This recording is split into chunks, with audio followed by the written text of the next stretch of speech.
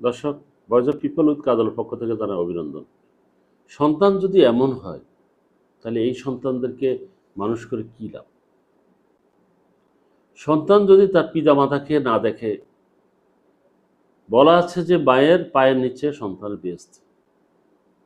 সেই সন্তান যদি তার পিতাকে, তার মাতাকে যদি ফেলে দেয়, এর চেয়ে দুর্ভাগ্য ওই পিতার জন্য, ওই মাতার জন্য আর একটিও না।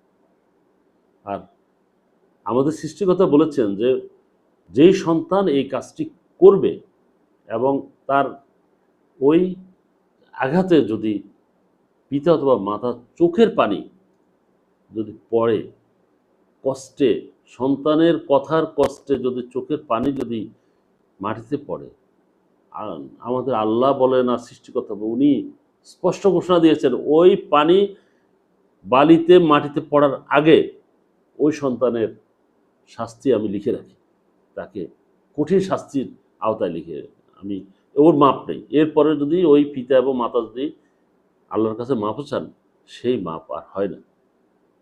অর্থাৎ এই জায়গায় অত্যন্ত কঠোর। ঘটনাটি করছে যে বৃদ্ধ আজিজুল হকের ক্ষেত্রে। বৃদ্ধ আজিজুল হক তার জীবনের প্রায় 40টা বছর সে কাটিয়ে দিয়েছে।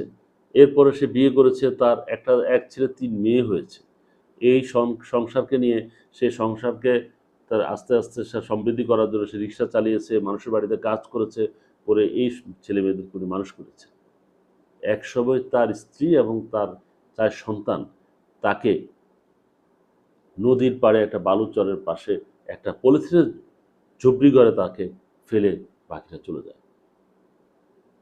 সে থেকে আজ অবধি প্রায় 17টা বছর জীবনে সে এই ঝুপড়ি ঘরে তারা থাকে। সেটা হলো যে ময়মনসিংহের তারাকান্দায় গোয়াতলা গ্রামের বাসিন্দা।